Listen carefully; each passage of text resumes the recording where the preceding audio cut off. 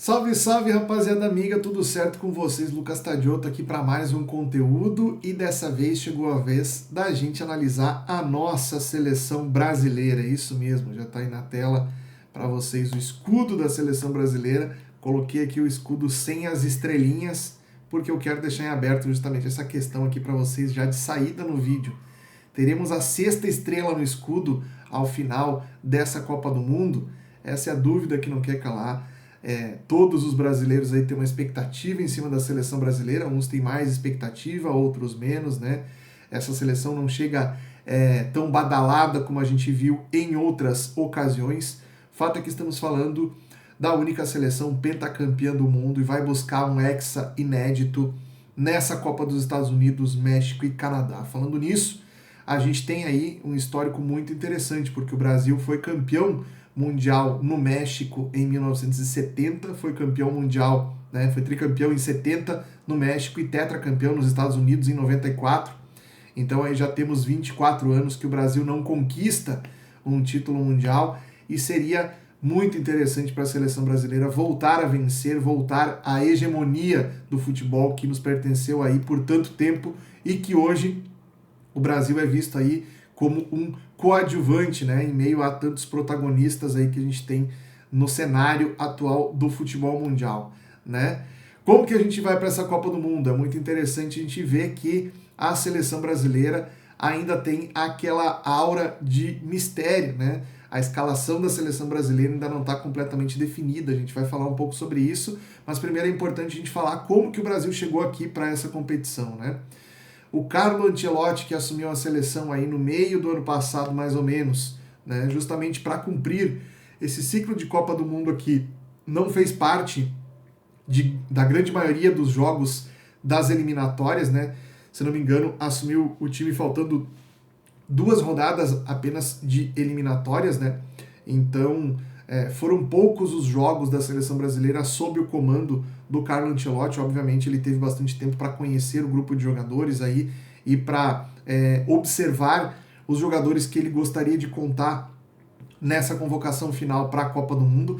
E a gente viu inclusive nessa convocação definitiva algumas surpresas interessantes, a gente vai falar disso aqui na nossa escalação também, né? Não apenas falando sobre os 11 titulares, aí, prováveis titulares, né? Porque isso também é uma incógnita, mas também falando um pouco sobre outros jogadores que foram convocados e participam desse grupo, podem sim ter alguma relevância aí ao longo dessa competição, tá? Então essa análise ela vai ser um pouco mais completa aqui do que as outras seleções que a gente está fazendo, mas se você quer ver o vídeo das outras seleções que eu já analisei, que eu ainda vou analisar aqui no canal, segue a playlist, vou deixar o card aqui em cima para você seguir a playlist que tem todas as seleções sendo analisadas aqui até o início da Copa, falaremos de todas elas, tá?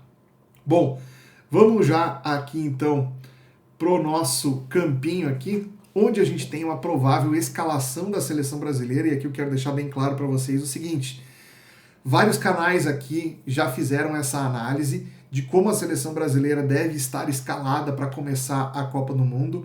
E, obviamente, né, algumas discordâncias vão acontecer, porque eu estou fazendo isso depois que a gente já teve, pelo menos aí, a última amostragem em território brasileiro, o Brasil goleando o Panamá por 6-2, numa escalação, principalmente no segundo tempo, pode ter colocado alguns jogadores aqui para serem titulares nessa Copa do Mundo, tá? O sistema do Carlo Ancelotti, logo que ele chegou, era um 4-2-4, ou seja, a gente não tinha, por exemplo, aqui nessa escalação que vocês estão vendo, um trio de meio-campistas. Era basicamente uma dupla de volantes, Bruno Guimarães e Casemiro, e lá na frente tinham 4 homens na frente, né?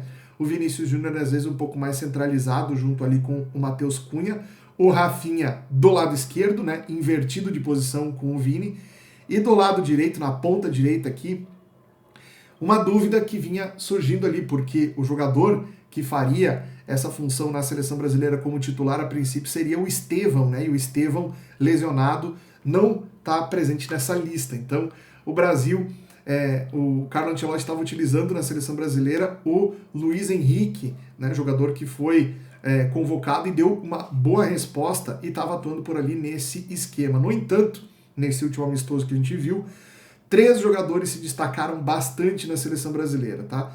O primeiro deles, que foi o Danilo, na minha opinião, essa atuação do Danilo no amistoso fez com que ele se consolidasse aí como titular nessa seleção brasileira, fazendo com que, muito provavelmente, o esquema que o Ancelotti vai utilizar para estrear na Copa do Mundo seja o esquema do segundo tempo contra o Panamá, nesse 4-3-3 que vocês estão vendo aí, com o Danilo no meio-campo fazendo uma trinca de volantes ali junto com o Casemiro e com o Bruno Guimarães, tá?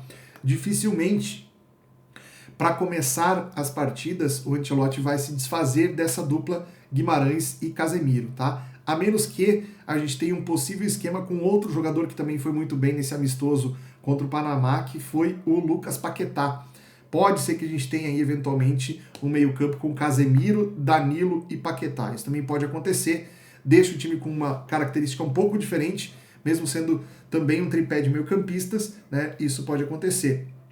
Eventualmente, e aí a gente tem o caso da lesão do Neymar. O Neymar, ele foi convocado, obviamente, para essa Copa do Mundo com a esperança de ser aquele camisa 10 ali que o Brasil não tinha até então. O Neymar é um jogador que tem uma característica muito única dentro desse contexto da seleção brasileira, porém, pelo menos na primeira rodada da Copa do Mundo ele não vai estar disponível, então poderia ser ele aí nesse trio de meio-campistas, né, com dois volantes, sendo o Casemiro e o Danilo, ou o Casemiro e o Guimarães, provavelmente seria, né, o Neymar como camisa 10, né, nesse meio-campo aí, mantendo um tripé lá na frente também com o Vini, Rafinha e um centroavante que hoje, quem corre na frente nessa disputa é o Matheus Cunha, tá? O Matheus Cunha, ele ocupa essa posição porque ele pode fazer também a função de falso 9, recuando um pouco mais, compondo no meio campo, né? Então, eventualmente, pode pintar por ali, daqui a pouco, um Endrick no segundo tempo fazendo uma função parecida, ou mesmo o Igor Thiago, que foi outro jogador, o terceiro desses que eu comentei, que também esteve muito bem nesse amistoso contra o Panamá. Então, esses jogadores podem ser alternativas, eles mudam bastante o sistema do meio para frente da seleção brasileira, tá? Então, basicamente, é isso aqui que a gente pode imaginar da seleção aqui. Vamos escalar os 11 para a gente ampliar um pouco mais essa análise, tá? Começamos com Alisson no gol. Alisson, jogador do Liverpool, né? Esteve lesionado e por bastante tempo. A questão do ritmo do Alisson é o que pode fazer com que ele não seja necessariamente titular em todos os jogos, tá? Mas a tendência é que ele, tendo tempo para treinar, ele deve ser o goleiro titular da seleção brasileira, né? Ederson e o Everton do Grêmio, eles correm ali disputando posição como segundo goleiro, né? O Ederson, desde que foi jogar na Turquia, não tem assim tanto o mesmo nível, mas o Alisson sim é o titular da seleção brasileira por enquanto, né?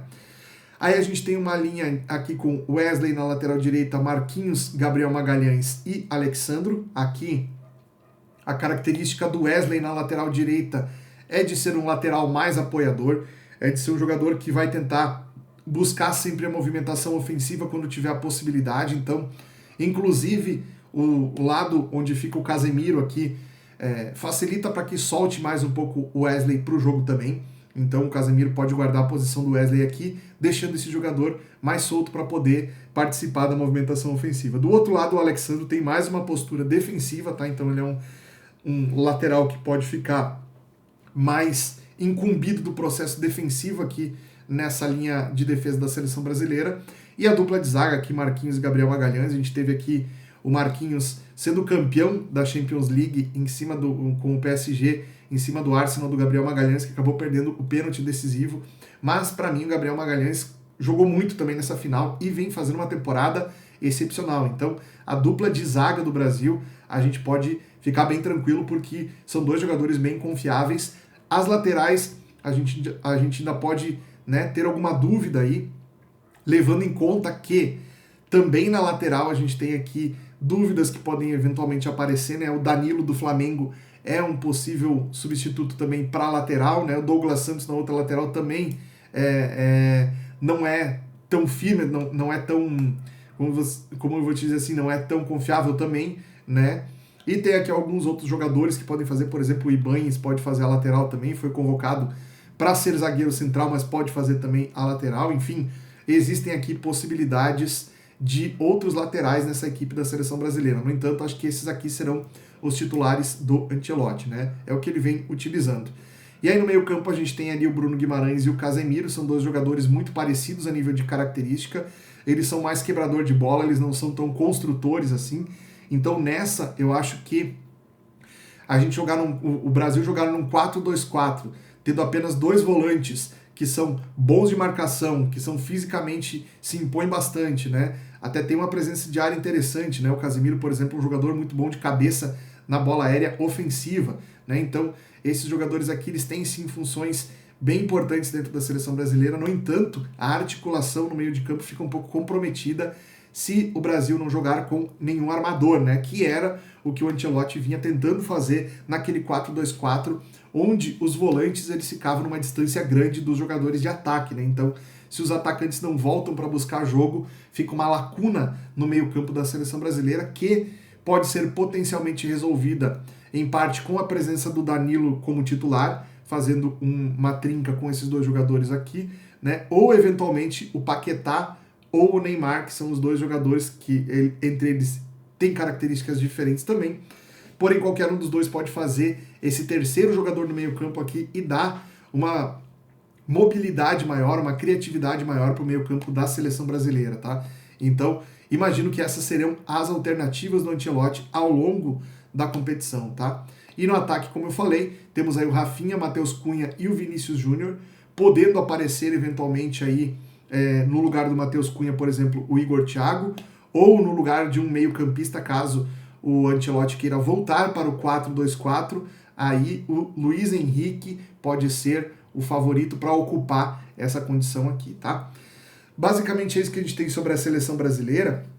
Falando a nível de grupo, o Brasil vai enfrentar na estreia a seleção do Marrocos, que para mim é a seleção mais forte do continente africano. Muita gente diz que é a seleção do Senegal, mas para mim, a nível de encaixe, a nível de equilíbrio, a seleção do Marrocos hoje ela é mais equilibrada e tecnicamente tem algumas peças de maior qualidade do que a equipe do Senegal. Então o Brasil já vai pegar na estreia uma pedreira, o time mais complicado desse grupo, né? Na sequência vai pegar a seleção do Haiti e depois, por último, vai pegar a seleção da Escócia. Então o Brasil tem aí na sua estreia, basicamente, né, na teoria pelo menos, o jogo mais difícil de fazer contra uma equipe bem preparada que foi semifinalista da última Copa do Mundo. Então o Marrocos ele foi mais adiante do que o Brasil na última Copa. É uma seleção que mantém ainda o seu núcleo formado da Copa passada. A gente vai fazer a análise da seleção marroquina na sequência. Mas o que a gente tem que saber de interessante sobre a seleção brasileira é que a gente está muito perto desses que serão os 11 titulares da seleção brasileira. Se não forem esses aqui que eu estou mostrando para vocês, vai mudar uma ou duas peças aqui só, eu imagino, tá? E o último amistoso que o Brasil vai fazer agora no domingo, o último amistoso antes da Copa do Mundo, é o que deve colocar em campo a seleção mais titular possível, e aí a gente pode ter uma noção melhor ainda. Mas eu quero saber de você, o que você acha, até onde você acha que essa seleção brasileira vai chegar nessa Copa do Mundo. Primeiro, se inscreva no canal se você não for inscrito, depois deixa o like para fortalecer esse conteúdo aqui e comenta aqui nos comentários o que você acha dessa seleção brasileira do Ancelotti para estrear na Copa do Mundo. Dando uma olhada aqui rapidamente, tá, no que serão as odds da seleção brasileira para essa Copa do Mundo. Vamos chegar aqui, vamos ver rapidamente aqui. O Brasil, para vencer a Copa do Mundo, ele é a quinta equipe favorita, tá? A gente tem aqui a Espanha com odd 5,90, a França com odd 6,2, a Inglaterra com odd 8,4, a Portugal com odd 10,5 e daí Brasil e Argentina, os dois com odd 11, né? Empatados aqui em quinto lugar. É menos aí de 9% mais ou menos, né? De 8 a 9% mais ou menos a chance do Brasil ser campeão por essa cotação aqui que o mercado oferece, uma odd 11, tá? Eu acho que é possível a gente conseguir chegar aí nas fases, uma quarta de final, eventualmente uma semifinal. Acho que é bem provável que o Brasil consiga. Vai depender muito dos sorteios também, né? Porque aí na Copa do Mundo, em determinada altura, a gente tem um sorteio para ver quem enfrenta quem. Dependendo da chave que o Brasil cair, a gente pode ter uma vida mais tranquila, né? Uma caminhada mais tranquila com equipes mais acessíveis para chegar até nas fases finais, tá? Mas eu quero que você comente aqui para mim o que você acha dessa seleção brasileira, onde que você acha que a seleção brasileira pode chegar. Eu quero aproveitar para dar um recado para você que viu esse vídeo até aqui. Estão abertas ainda, tenho vagas, tá? Para a minha mentoria, que vai ter duração de 6 meses, pegando todo o ciclo da Copa do Mundo. Então, durante a Copa, a gente vai operar junto, a gente vai trocar ideias sobre o teu perfil de trade, fazer ajustes necessários aí para que você consiga sair do amadorismo, sair da trocação de dinheiro, sair daquele negócio que você faz um dinheiro de manhã e devolve o dinheiro de tarde, né? A gente vai trabalhar forte de maneira individual e personalizada para evoluir o teu trade e transformar o teu operacional em algo realmente consistente e profissional no longo prazo. Então, se você quiser dar esse passo de evolução e transformar o seu trading esportivo, clica no link que está aqui na descrição, preenche um formuláriozinho ali, é super rápido, são 5 perguntas, eu acho, 5, 6 perguntas, você preenche e eu entro em contato contigo e te explico tudo em detalhes, o prazo da mentoria, como funciona, quais os valores, tudo para te deixar aí, na pior das hipóteses, a gente vai trocar uma ideia muito boa sobre o teu trade esportivo, beleza? Então dá uma conferida aí, que vale muito a pena, e esse projeto tem vagas limitadas, tá? Então não perca tempo, beleza? No próximo vídeo a gente vai analisar as outras seleções do Grupo do Brasil. Marrocos, uma seleção muito difícil e complicada que o Brasil tem pela frente, Escócia correndo por fora, e o Haiti, que é aquela zebraça que também tem que tomar cuidado, porque Copa do Mundo, tudo pode acontecer, beleza? Um grande abraço, nos vemos no próximo conteúdo. Até lá!